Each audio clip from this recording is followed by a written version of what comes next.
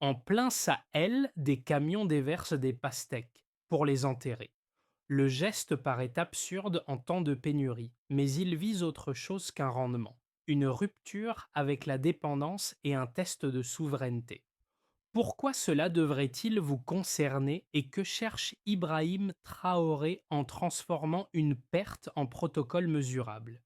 Regardez de plus près. Le récit change. Le projet Oasis ne demande pas qu'on y croie, mais qu'on le suive pas à pas, parce qu'il met en jeu une question simple. Qu'arrive-t-il quand un pays cesse de traiter l'aide comme un destin? Ici, l'enjeu dépasse l'agriculture et touche à la capacité d'agir sans tutelle, même quand la marge d'erreur est étroite. Pour le dire simplement, reprendre le contrôle du sol, c'est reprendre le contrôle du destin. Cette histoire promet donc deux choses aux spectateurs. D'abord, comprendre comment un acte qualifié de gaspillage peut devenir une méthode, encadrée, testée, défendue par des chiffres. Ensuite, voir comment une initiative locale peut se transformer en bataille de récits, jusqu'à provoquer des réactions extérieures, des divisions internes et une nouvelle forme de fierté collective. Le fil conducteur reste clair. Ibrahim Traoré ne cherche pas seulement une solution de terrain, il cherche une preuve. Et si cette preuve tient, elle peut déplacer la frontière entre ridicule et révolution. Les essais officiels ont enterré près de 200 tonnes de pastèques sur des terres stériles. 14 jours plus tard, l'humidité tenait encore contre 4 seulement dans les parcelles témoins. Cette première différence n'a pas seulement surpris, elle a fissuré l'accusation de gaspillage. Car ce qui semblait une mise en scène était en réalité un protocole observé, comparé, documenté.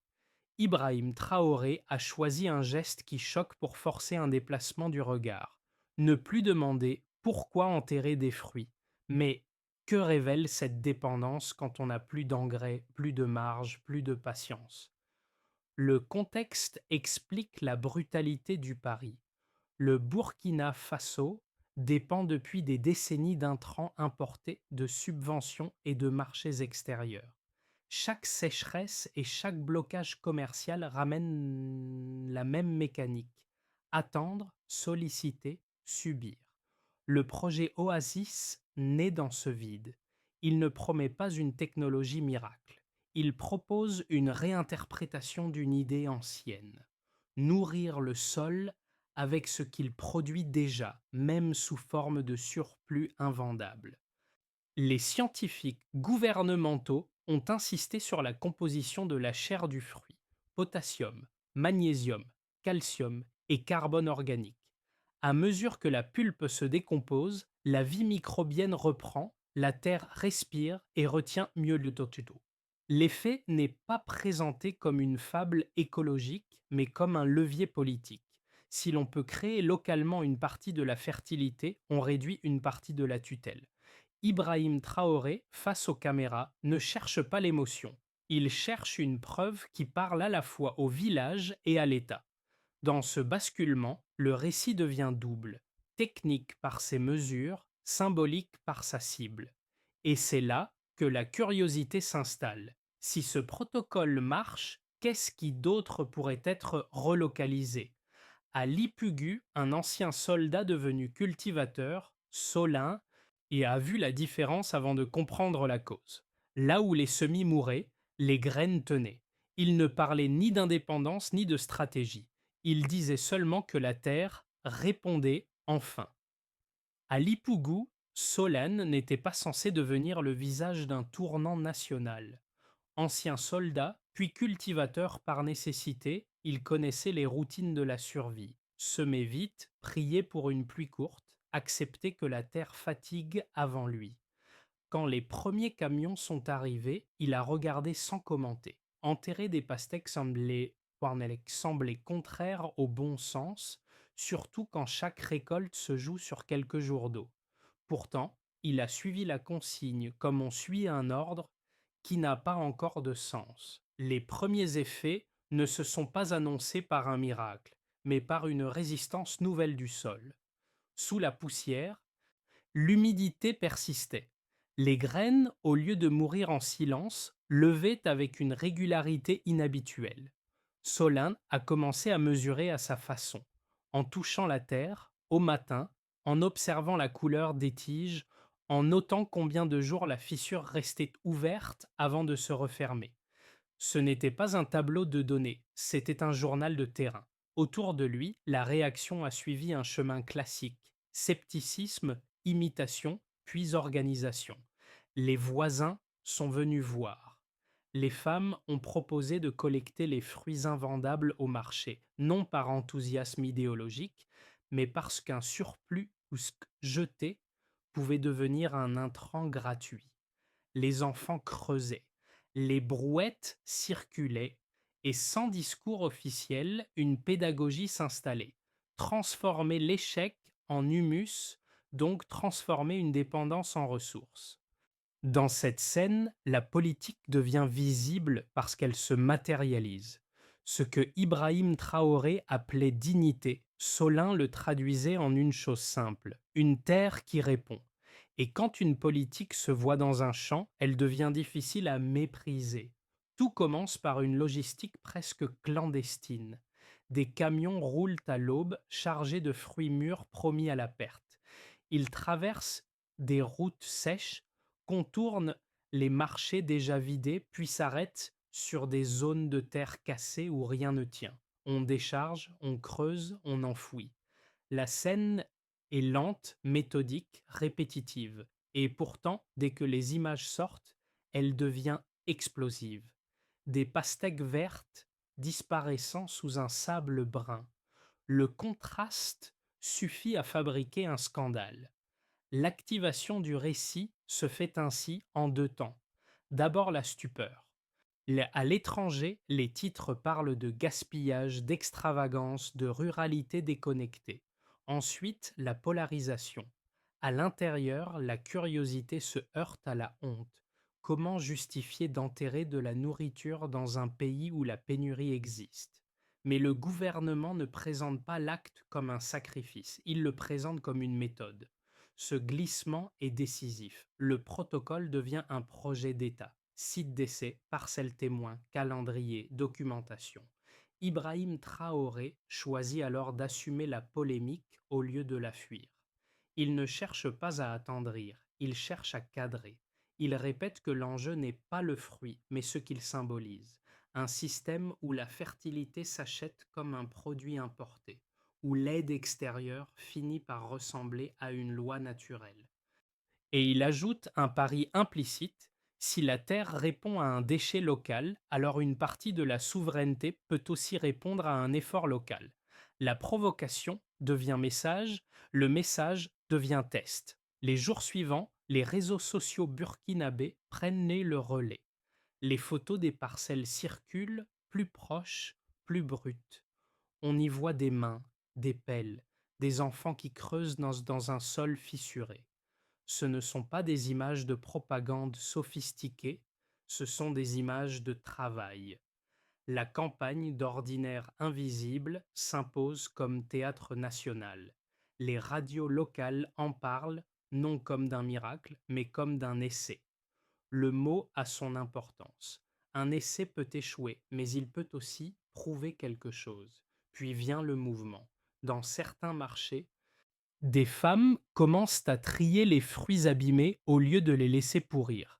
Des points de collecte s'improvisent. Des brouettes deviennent des vecteurs d'expérience. Le geste se réplique parce qu'il est simple et parce qu'il transforme un surplus invendable en ressource.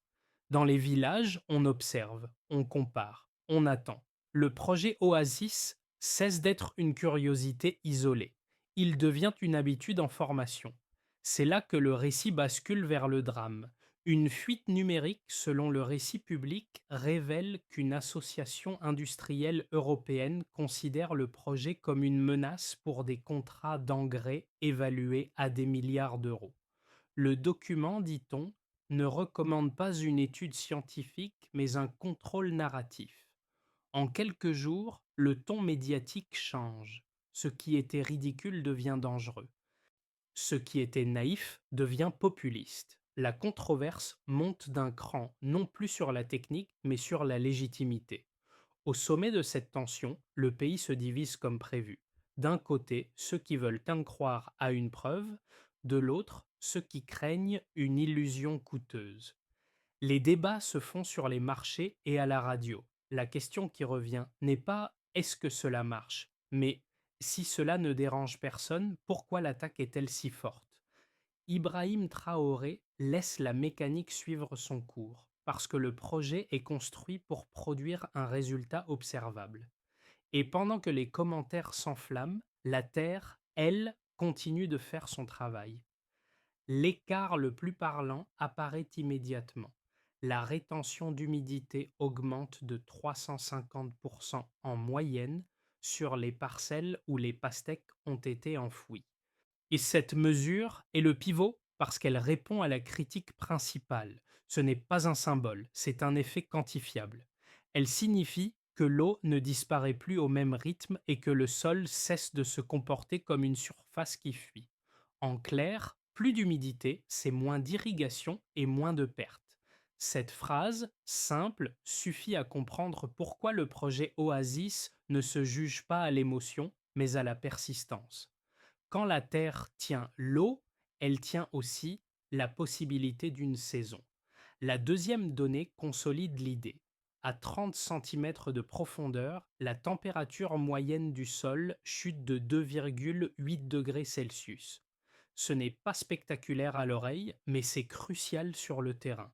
L'évaporation ralentit, la vie microbienne survit mieux et la Terre reste plus stable. Et concrètement, un sol plus frais évapore moins, donc protège l'humidité.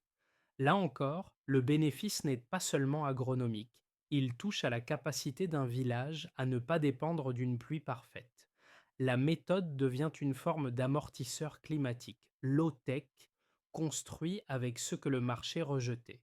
La troisième mesure, enfin, déplace la discussion vers l'économie. Dans les régions pilotes, les ménages agricoles déclarent une réduction moyenne de 20% des dépenses liées aux intrants chimiques dès la première saison.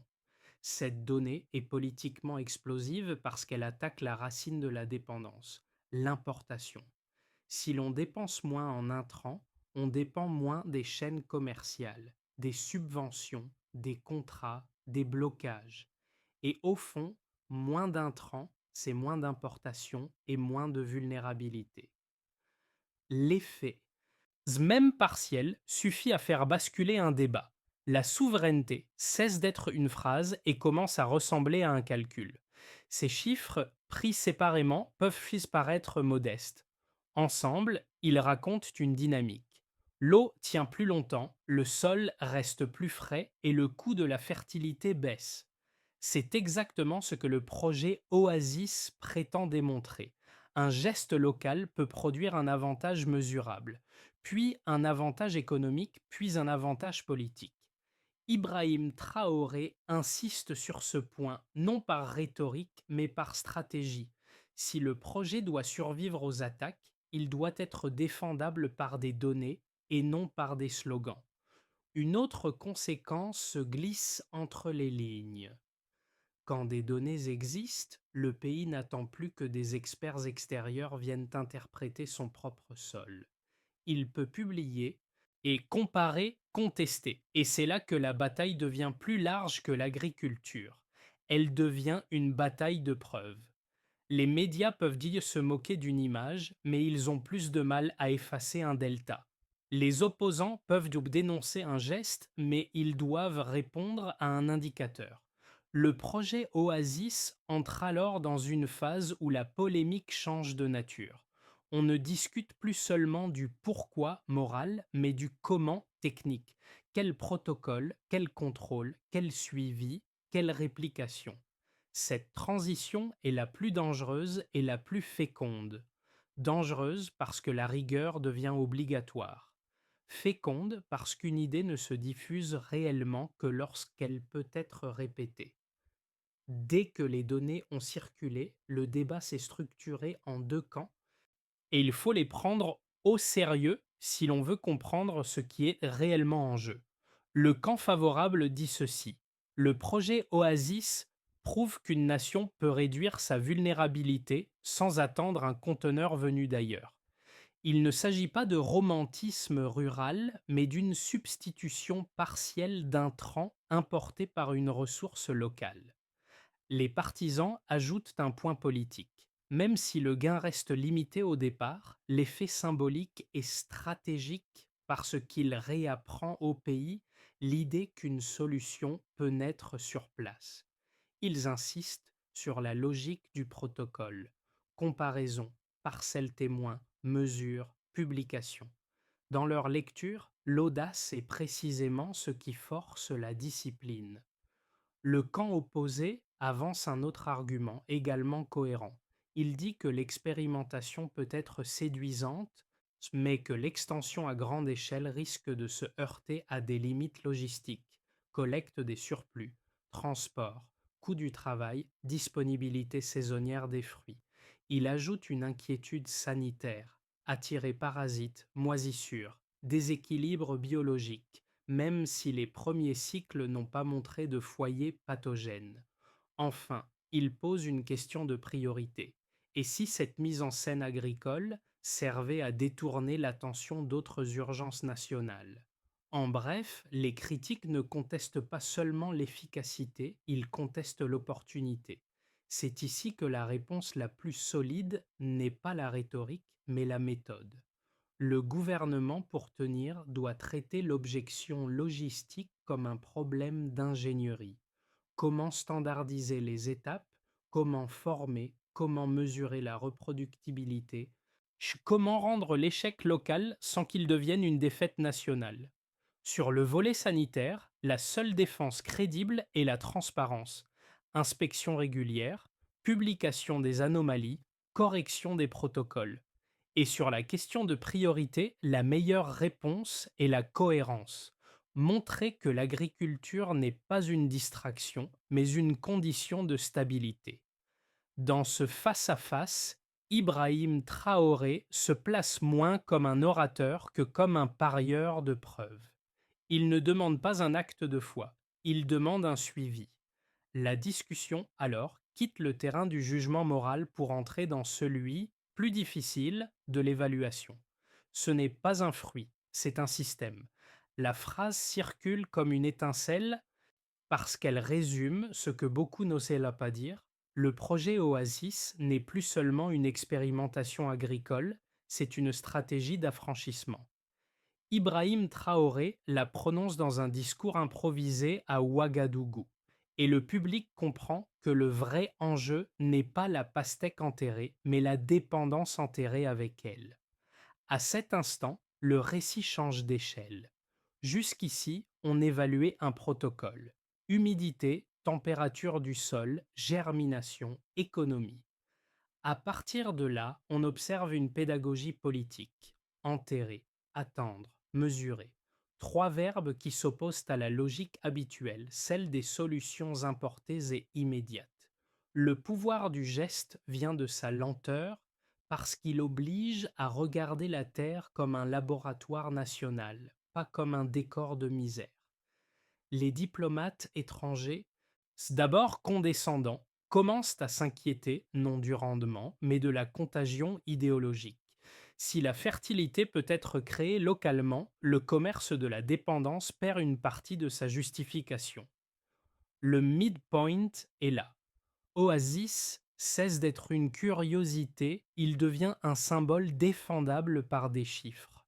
Les effets du projet Oasis ne se résument pas à une parcelle plus verte. Ils se déploient en cercle et chaque cercle touche un acteur différent avec ses intérêts, ses peurs et ses gains. C'est là que la mesure devient politique. Une amélioration agronomique, même partielle, peut provoquer des déplacements de pouvoir. Pour l'État, l'impact le plus direct est la preuve: les données publiées sur l'humidité, la baisse de température du sol et la réduction des dépenses en intrants créent un nouveau langage de gouvernance. On peut défendre une politique non par l'idéologie, mais par le delta observé. Cela renforce la capacité de l'administration à planifier, à sélectionner des zones, à prioriser des investissements et surtout à répondre à la critique par des indicateurs. Ibrahim Traoré y gagne un levier. La souveraineté cesse d'être une posture, elle devient une ligne de suivi. Mais l'État prend aussi un risque. Plus la promesse est chiffrée, plus l'échec devient mesurable, donc exploitable par l'opposition. Pour les acteurs économiques, la secousse est plus tranchante. Les importateurs d'engrais, les intermédiaires et les réseaux liés aux chaînes d'approvisionnement extérieures comprennent vite l'enjeu. Si une part, même limitée, des intrants importés peut être substituée, les volumes peuvent baisser, les marges se resserrer et l'influence de certains groupes s'affaiblir. D'autres entreprises, au contraire, voient une opportunité. Transformer la collecte, le transport, la formation et la mesure en nouveaux marchés domestiques. Le projet crée ainsi une ligne de fracture, ceux qui profitent du modèle ancien et ceux qui peuvent bâtir autour du modèle nouveau. Pour les citoyens, l'effet est d'abord concret avant d'être symbolique. Dans les zones rurales, une économie circulaire se forme autour du surplus. Les fruits invendables cessent d'être une honte et deviennent une ressource. Les ménages qui dépensent moins en intrants respirent. Et cette respiration change la psychologie. On discute d'autonomie au lieu d'attendre un secours. Dans les villes, l'impact est plus ambivalent. La polémique alimente les débats. Certains dénoncent une mise en scène, d'autres y voient une fierté pragmatique. Mais un point se stabilise. La politique n'est plus abstraite, elle se voit, se touche, se compare. Et quand une politique se voit, elle devient contagieuse. Pour la région et les puissances extérieures, l'onde est surtout narrative. Si un pays peut produire une partie de sa fertilité à partir de ses déchets, alors la hiérarchie morale de l'aide vacille. Ce n'est pas seulement une question de marché, c'est une question de récit et d'influence. Le soutien affiché de certains partenaires non occidentaux renforce l'idée d'un basculement d'alliance, tandis que d'autres capitales redoutent une imitation régionale. Ibrahim Traoré, dans ce contexte, devient un symbole disputé pour les uns et un dirigeant qui réapprend la preuve pour les autres, un risque de contagion politique. Le résultat, au fond, est double. Plus de verdure dans certains champs et plus de tension dans les récits. Et c'est peut-être là la vraie conséquence. Le Burkina Faso ne réagit plus seulement à l'histoire, il commence à la produire. À horizon 6 à 12 mois, le projet Oasis entre dans une zone où tout dépendra moins du geste initial que de sa capacité à être reproduit, encadré et défendu. Trois trajectoires se dessinent et chacune repose sur une combinaison de disciplines techniques, de cohésion sociale et de pression extérieure. Première possibilité, la consolidation est prudente. L'initiative continue de s'étendre par cercles, sans accélération spectaculaire. Les équipes régionales identifient de nouvelles zones arides, répliquent le protocole, renforcent la formation et stabilisent la collecte des fruits invendables. Les Rodudaitres, les résultats restent un idiome cohérent. L'humidité tient mieux, les sols demeurent plus frais et une partie des dépenses en intrants diminue. Le pays gagne alors un modèle discret mais défendable, qui ne renverse pas tout d'un coup mais qui réduit progressivement la vulnérabilité. Dans ce scénario, Ibrahim Traoré tire une victoire de méthode. Prouver qu'un État peut transformer une idée simple en politique publique mesurable. Deuxième possibilité, l'effet de contagion prend le dessus. Le mouvement rural devient une dynamique nationale puis régionale. Des pays voisins testent des variantes, des réseaux d'agriculteurs échangent leurs données et les universités structurent des programmes de suivi. Le projet cesse d'être une exception burkinabé et devient une référence d'agroécologie endogène.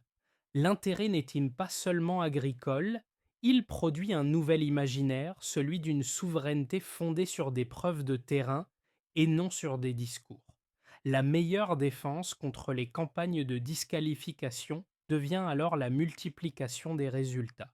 Plus il y a de parcelles mesurées, plus il devient difficile de réduire Oasis à une anecdote.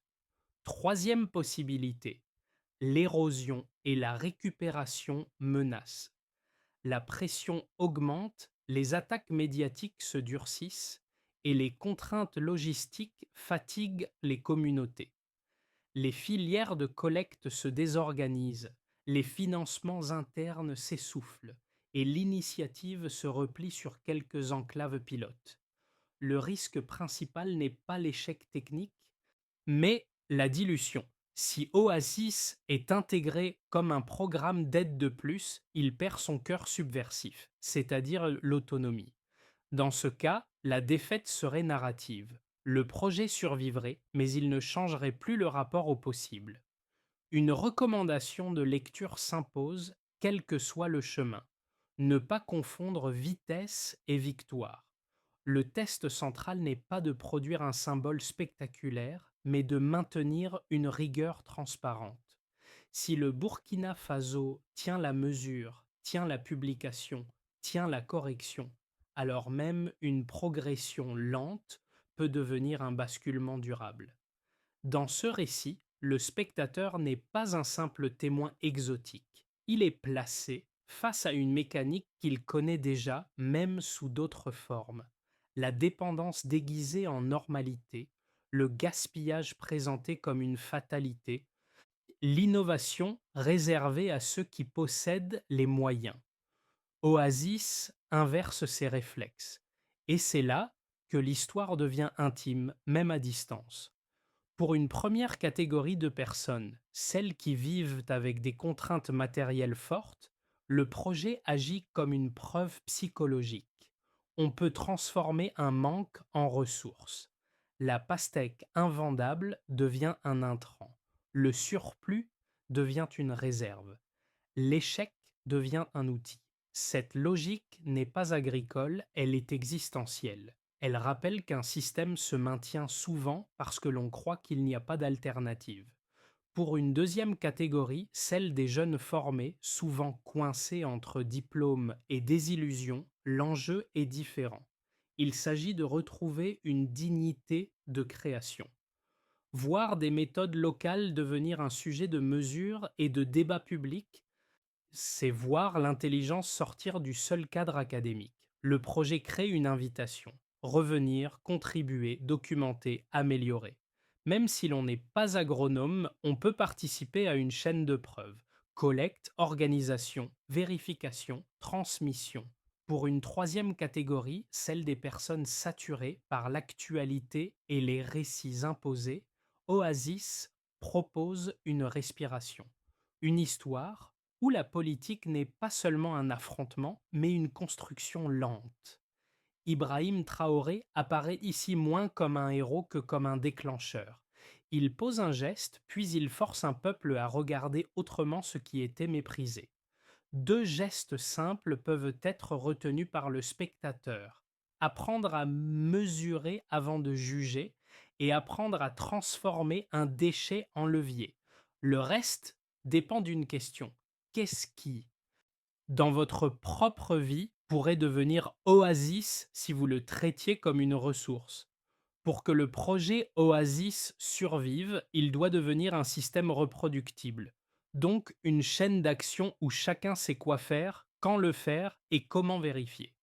C'est précisément la différence entre une image forte et une politique durable. Ibrahim Traoré le comprend. La meilleure défense n'est pas le discours, mais l'organisation. D'abord, il faut cartographier.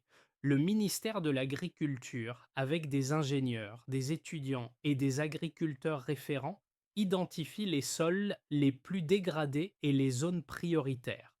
L'objectif est clair, sélectionner des sites où l'effet peut être comparé, pas seulement observé en suivant des hectares ciblés, le niveau d'aridité et des parcelles témoins établies. Ensuite, il faut structurer la collecte. Les municipalités et les marchés créent des points de dépôt pour les fruits invendables, puis organise un transport régional vers les zones d'essai.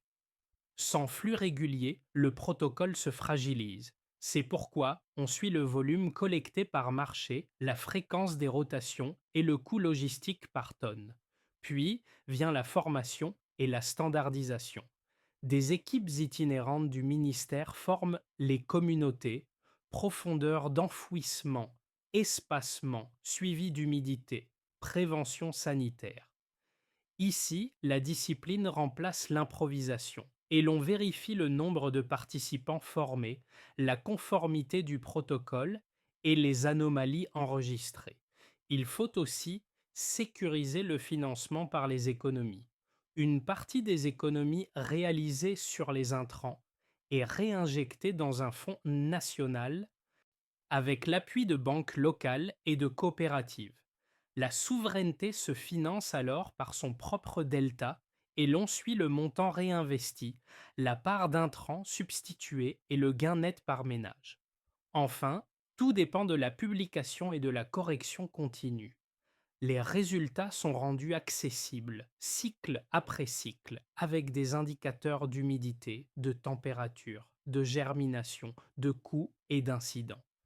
Ibrahim Traoré transforme ainsi la transparence en bouclier. Ce qui est visible est plus difficile à caricaturer. Le soir retombe sur Lipougu et le champ où Solin creusait autrefois des tranchées de fortune ressemble désormais à une mosaïque de verre. Il ne parle pas de miracle, il parle de texture, de fraîcheur, de jour gagné. Dans sa paume, une terre plus sombre tient comme une réponse silencieuse. Tout ce qui a été enterré n'était pas perdu. Tout ce qui semblait absurde a fini par nourrir. Ce moment ramène au premier choc des images, quand le monde ne voyait qu'un gaspillage. Ici, on voit autre chose. Une méthode qui a traversé la moquerie, la polémique, puis la mesure. Ibrahim Traoré avait parlé de dignité, mais la dignité, dans ce champ, ne se dit pas. Elle se constate. Elle est dans une graine qui lève, dans une fissure qui retient l'humidité, dans une famille qui dépense moins pour survivre.